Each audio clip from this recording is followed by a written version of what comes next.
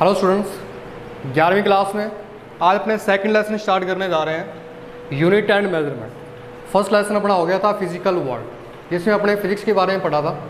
ठीक है, आज अपने नया लेसन स्टार्ट करने जा रहे हैं, यूनिट एंड मेजरमेंट। ठीक है, तो इसके अंदर जो सबसे पहला अपना टॉपिक है वो है फिजिकल क्वांटिटी। फिजिकल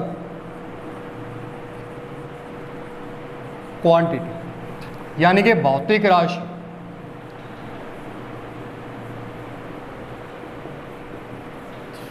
भौतिक राशि क्या होती है या फिजिकल क्वांटिटीज कौन सी होती हैं? भौतिक राशियां वो होती हैं जिनको आप अंकों के रूप में और जिनका मापन संभव हो। ठीक है, और इसके अलावा जिन पर आप फिजिक्स के नियम अप्लाई कर सकते हो। ऐसी जो भौतिक राशि, ऐसी जो राशियां होती है वो क्या होती हैं? भौतिक राशियां होती हैं। ठीक है, यानी कि वे राशियां जो अंकीय मान व मापन के रूप में प्रदर्शित की जाती हैं और जिन पर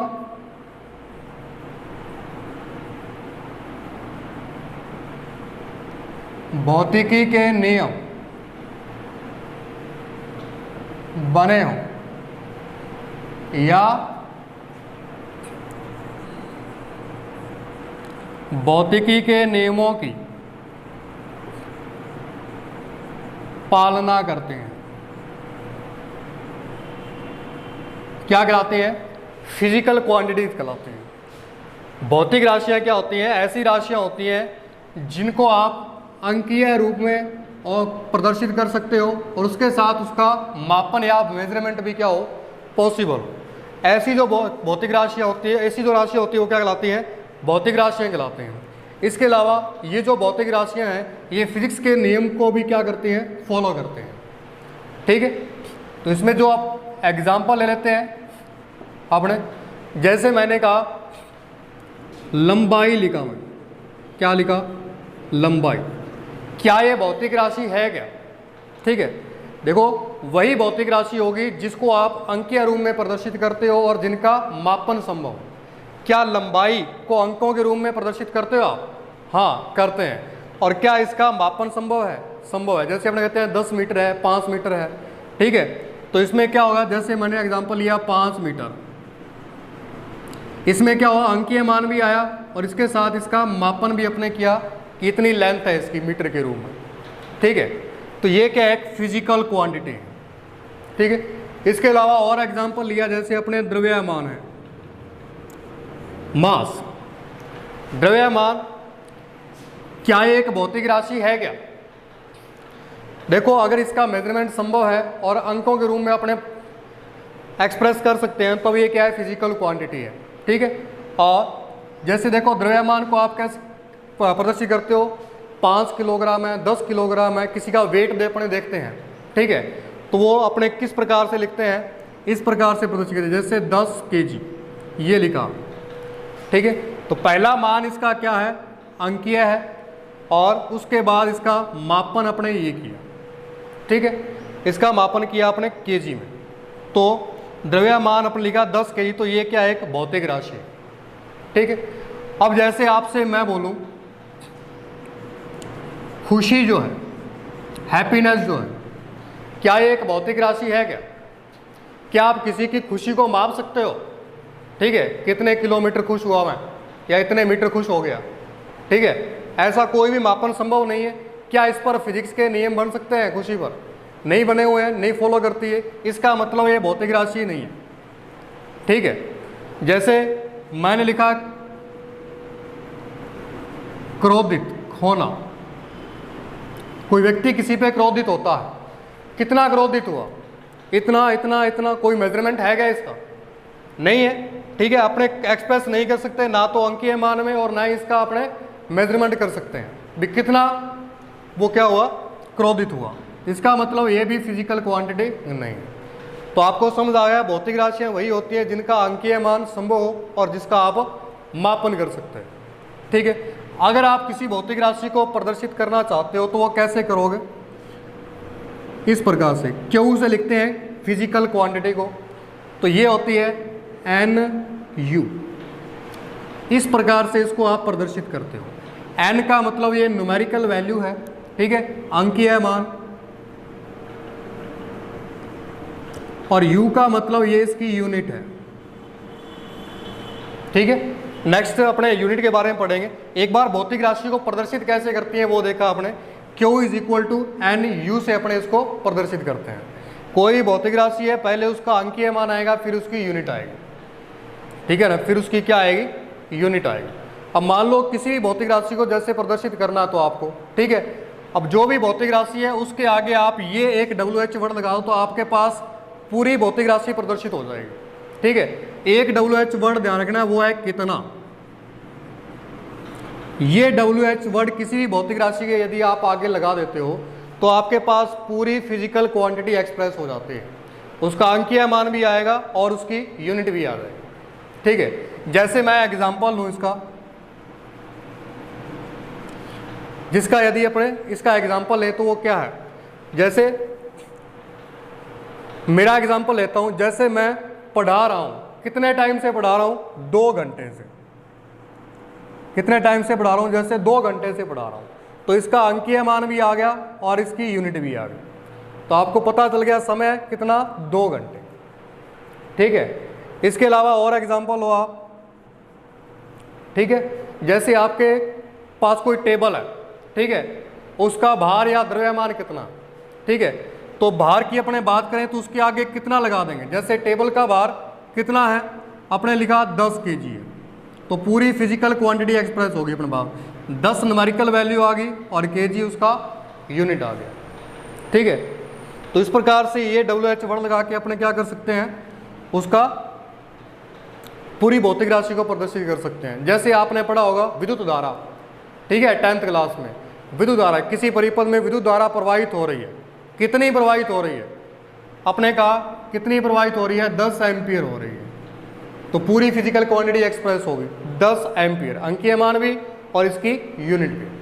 ठीक है, अपने कहा किसी तार का प्रतिरोध है, ठीक है, अगर अपने पूछे कितना प्रतिरोध है, कितना के आगे जो आंसर होगा, जैसे अपने लिखा कि 2 ओम है, ठीक है, तो इसका अंकीय मान भी आ गया और इसकी क्या आ गई, यूनिट भी है। तो इस प्रकार से आप किसी भी भौतिक राशि को प्रदर्शित कर सकते हैं।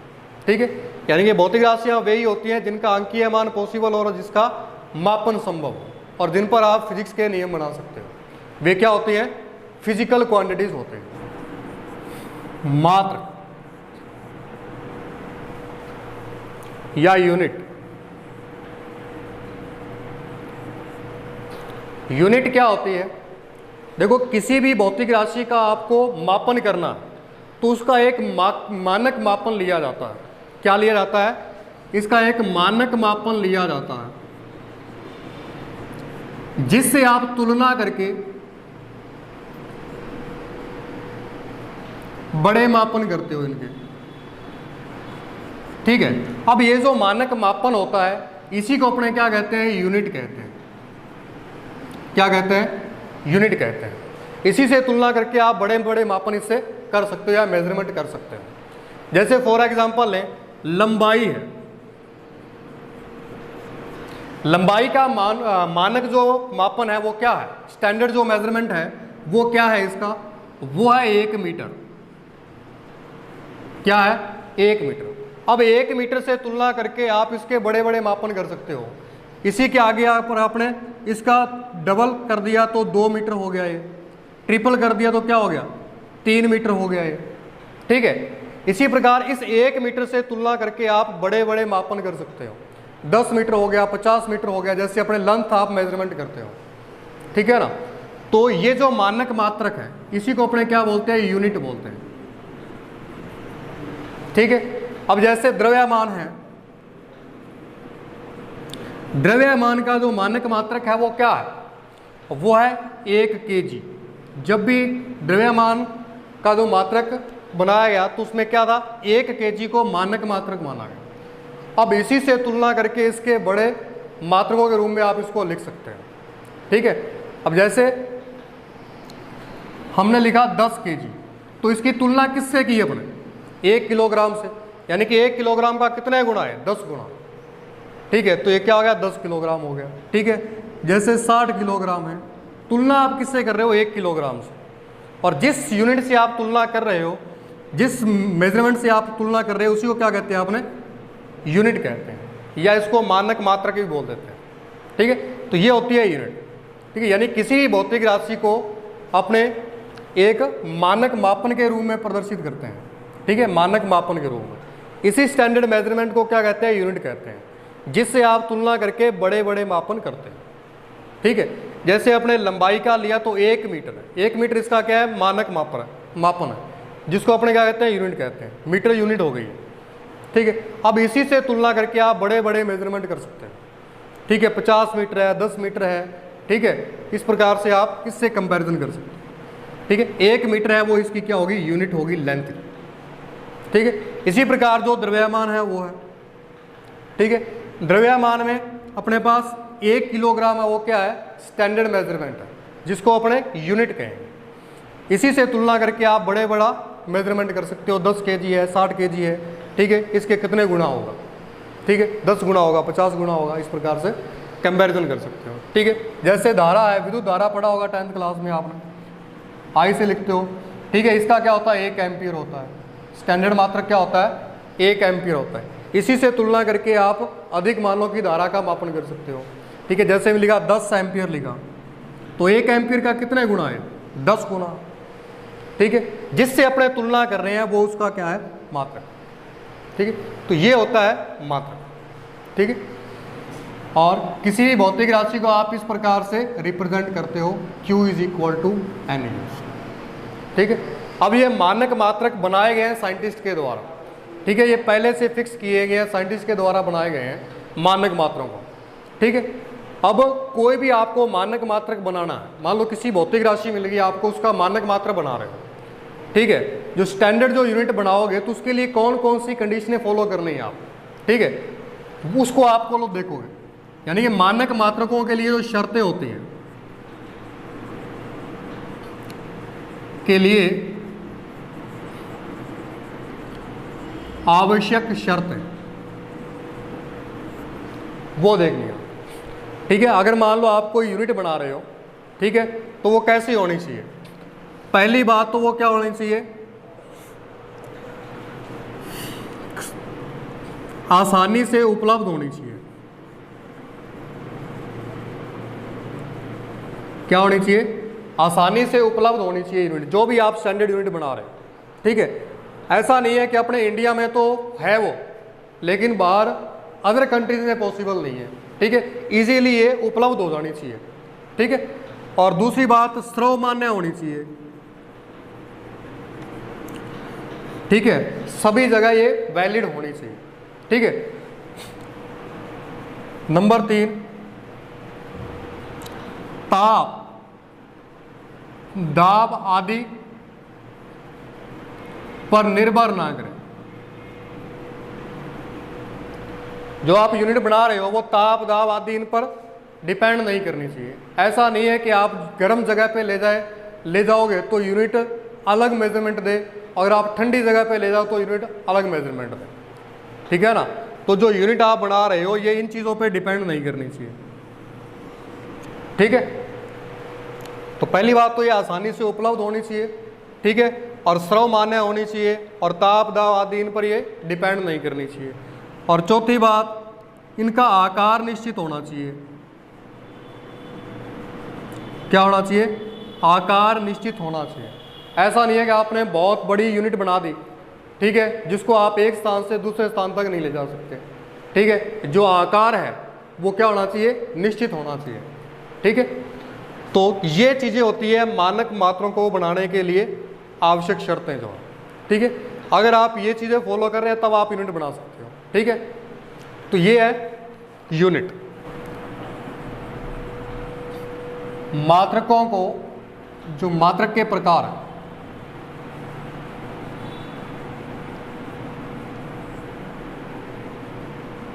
दो टाइप में डिवाइड किया गया इसको। एक तो होते हैं मूल मात्रक, फंडामेंटल यूनिट, और दूसरे होते हैं व्युत्पन्न मात्रक।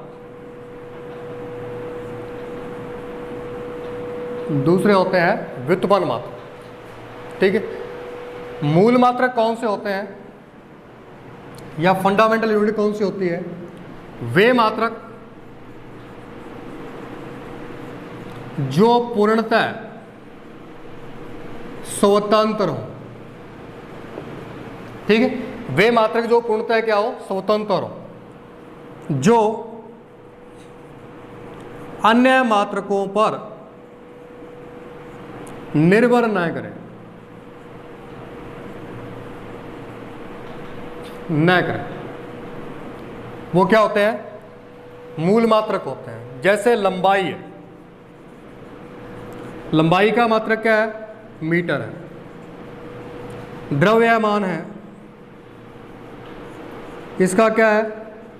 केजी है। इसके बाद समय है, इसका क्या है? सेकंड है। ठीक है, जो मूल मात्रक है ये टोटल 7 + 2 9 लिए गए हैं। ठीक है, इसके बाद जैसे विद्युत धारा है, इसका मात्रक क्या होता है? एम्पियर होता है। इसके बाद ताप है, इसका मात्रक क्या है? केल्विन होता है। ठीक है, इसके बाद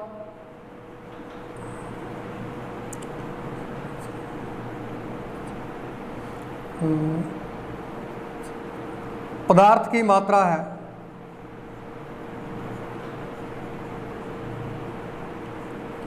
इसका मात्रक क्या है? मोल है। कितने हो गए? 1 2 3 4 5 6, एक रह गया।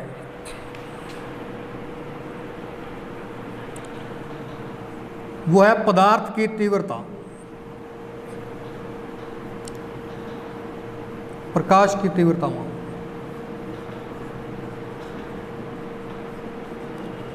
वो होती है कैंडेला, CD से लिखते हैं। ठीक है, 7 हो गए और 2 और होते हैं ये। एक होता है तलीय कोण, जिसका मात्रक होता है रेडियन। दूसरा होता है ठोस कोण, आगे अपने ऐसा यूनिट में और एक बार इसको करेंगे। ठीक है, ठोस कोण वहाँ और डिस्कस करेंगे एक बार आपको ओनली एग्जांपल के रूप में बता रहा हूँ। ठीक है, ये मूल मात्रक है जो पूर्णतः स्वतंत्र होते हैं, अन्य भौतिक राशियों के मात्रकों पर डिपेंड नहीं करते।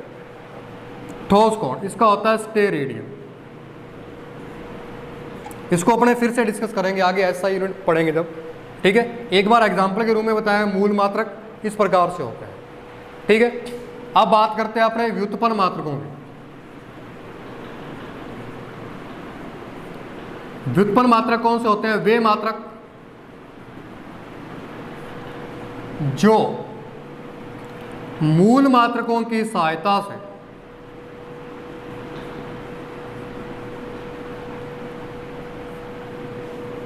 से बनाए जाते हैं। वे क्या होते हैं? व्युत्पन्न मात्रक होते हैं। ठीक है, यानी कि व्युत्पन्न मात्रक किस पे डिपेंड करते हैं? मूल मात्रकों।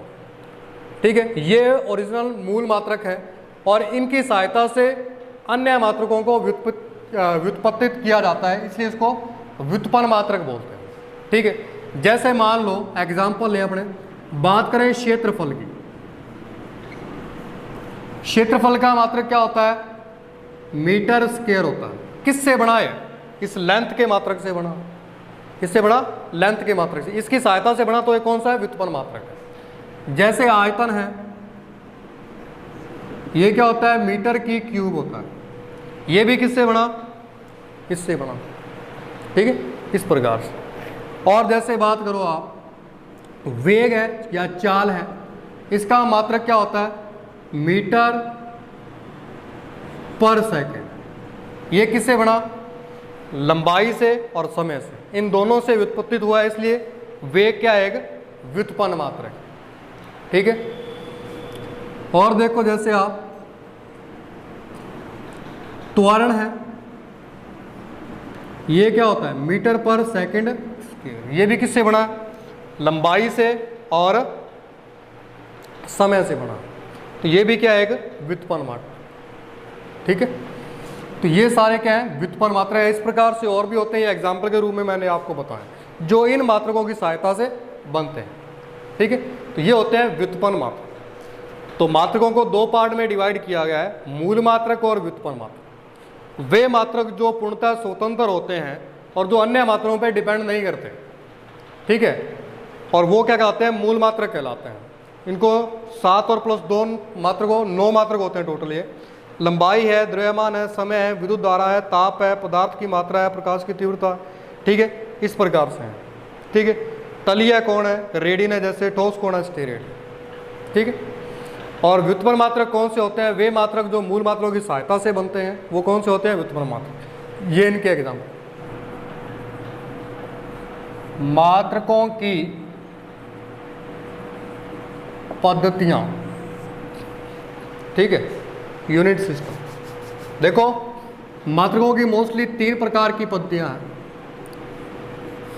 पहली है MKS, जिसको आप बोलते हो मीटर, किलोग्राम और सेकंड। ठीक है, दूसरा है CGS सिस्टम, जिसमें होता है सेंटीमीटर, ग्राम और फिर आता है सेकंड। ठीक है, फिर अपने पास आती है FPS सिस्टम। ठीक है, जिसमें आता है फुट, पाउंड और सेकंड।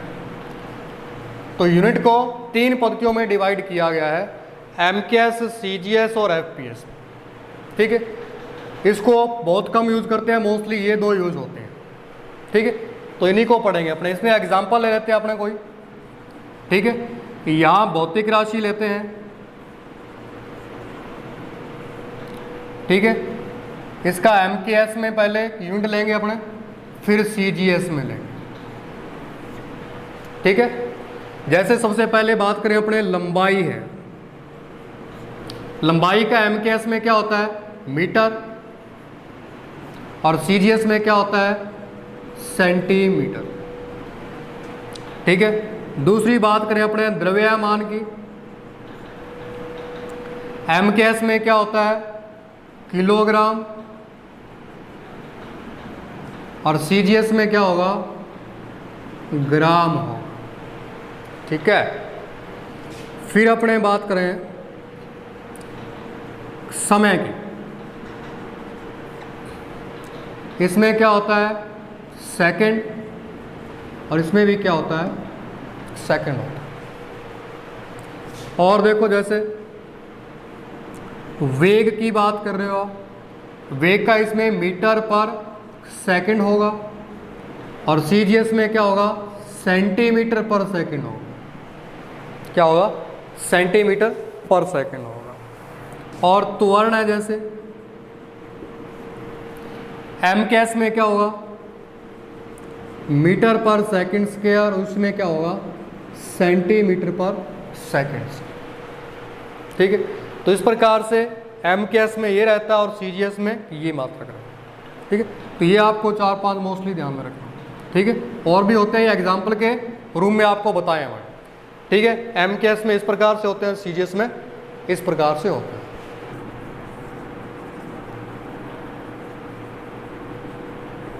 अंतरराष्ट्रीय पद्धति,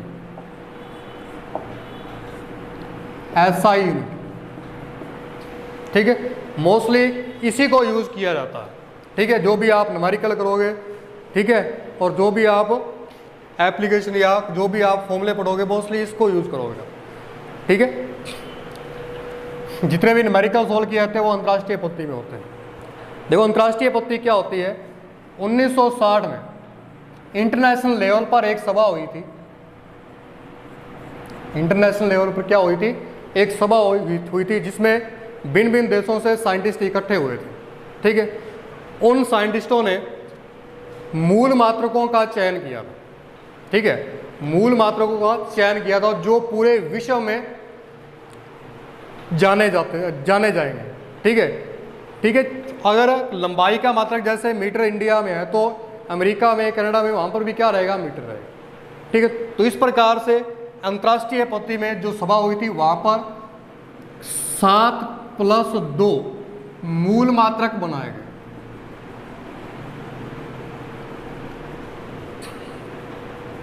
ठीक है, या डिसाइड किए गए।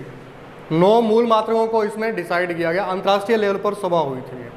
ठीक है, वो कौन से थे? अभी आपको पीछे बताया, एक बार फिर से डिस्कस कर लेते हैं आप। ठीक है, जो मूल मात्रक है ये है, नंबर 1 लंबाई है जिसको आप लिखते हो मीटर में। नंबर 2 द्रव्यमान है जो होता है किलोग्राम। किलोग्राम, इधर संकेत और लिख लो भी इसको। शो कैसे करते हैं इसको? मीटर को एम से शो करते हो आप, किलोग्राम को केजी से शो करते हो। तीसरा है समय, जिसका क्या है? सेकंड, जिसको आप इस प्रकार से शो करते हो। फिर आता है आपके पास विद्युत धारा, इलेक्ट्रिक करंट, इसका क्या होता है? एम्पियर होता है, जिसको एएमपी से शो करते हो आप। ठीक है, फिर अपने पास आता है ताप या टेम्परेचर, जिसका होता है केल्विन, जिसको कैपिटल के से शो करते हैं। देखो यहाँ आपने स्मॉल लेटर लिया और यहाँ आपने कैपिटल लेटर क्यों लिए? ठीक है, इसका क्या कारण होता है? जो मात्रक वैज्ञानिकों के नाम पर होते हैं उसको अपने कैपिटल लेटर से लिखते हैं। ठीक है ना, जो मात्रक वैज्ञानिकों के नाम पर लिए जाते हैं, जैसे एम्पियर नाम का वैज्ञानिक था तो उसको कैपिटल ए से शो किया अपने एम्पियर से। ठीक है, तो ये आपको विशेष ध्यान रखना। नंबर 6 की अपने बात करें तो वो है तीव्रता या प्रदीपन तीव्रता बोलते हैं इसको।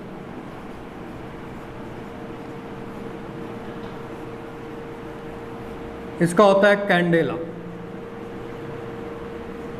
जिसको CD से लिखते हैं। नंबर 7 पर आता है पदार्थ की मात्रा, जिसको आप लिखते हो मोल से, MOL। ठीक है, तो ये तो 7 मात्रक है। इसके अलावा 2 मात्रक और। नंबर 1 तलीय कोण, इसका मात्रक होता है रेडियन, जिसको आप RD से। तलीय कोण कौन सा होता है? जैसे आपके पास एक प्लेन में वर्त है। ठीक है, इस वर्त के अंदर आपने क्या किया? एक कोण बनाया इस प्रकार से, थीटा। तो ये कोण कौन सा है? तलीय कोण, जिसका मात्रक क्या होगा? रेडियन होगा। ठीक है, इसके बाद नंबर 2 आता है ठोस कोण, सॉलिड एंगल। इसका होती है यूनिट स्टेरेडियन, इसको लिखा SR से। ठीक है, तो ठोस कोण क्या होता है? जैसे मान लो आपके पास कोई ठोस गोला, क्या है? ठोस गोला है, उसमें आपने क्या किया? इस प्रकार से एक कोण निकाल दिया। एक ठोस गोला, जैसे मान लो तरबूज है आपके पास, तरबूज में आपने इसको इस प्रकार से काट दिया और काटने के बाद आपके पास स्ट्रक्चर इस प्रकार से बचेगी, इस प्रकार से।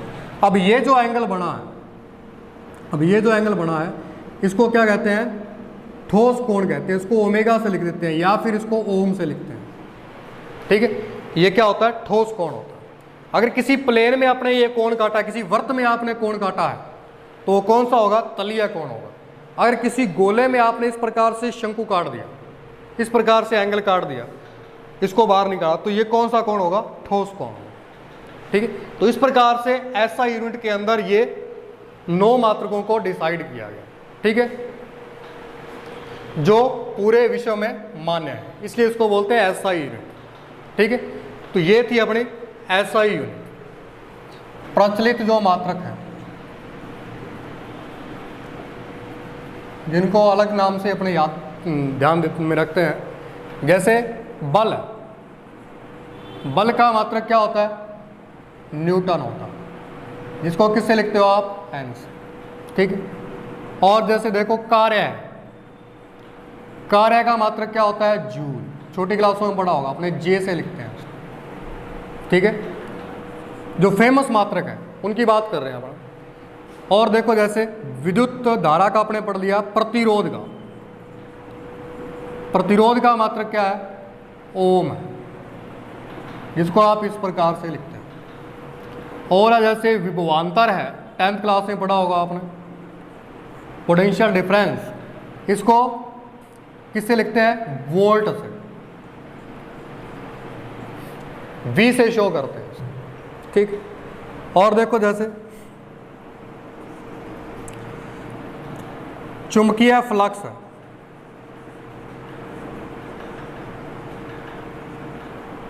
इसका पढ़ा होगा आपने 10th क्लास में, वेबर, इसको WB से शो करते हैं, ठीक है। और जैसे देखो आप चुंबकीय फ्लक्स हो गया, जैसे आवर्ती है, फ्रीक्वेंसी, इसका मात्रक क्या होता है, हर्ट्ज होता है, ठीक है। तो ये कुछ फेमस मात्रक है जो आपको ध्यान में रखना है, इसके अलावा और भी होंगे जो आप लोग बुक में से पढ़ लोगे, ठीक है। और अंतर्राष्ट्रीय जो एसआई सिस्टम के अंदर मूल मात्रक है, उनकी डेफिनेशन दी हुई है बुक में, एक एक लाइन की, उनको आप पढ़ लेना उसके अंदर। जैसे मीटर है तो उसकी डेफिनेशन, साइंटिफिक डेफिनेशन दे रखी है उसमें, ठीक है, वैज्ञानिक परिभाषा, ठीक है। लंबा मीटर है, यूनिट है, ठीक है। किलोग्राम है, उसकी डेफिनेशन दे रखी है, सेकंड की डेफिनेशन दे रखी है, ये आप लोग बुक में से रीड कर लेना, ठीक है। तो ये आज अपनी यूनिट कंप्लीट हो चुकी है, ठीक है। कल अपने नया टॉपिक पढ़ेंगे। Thank you.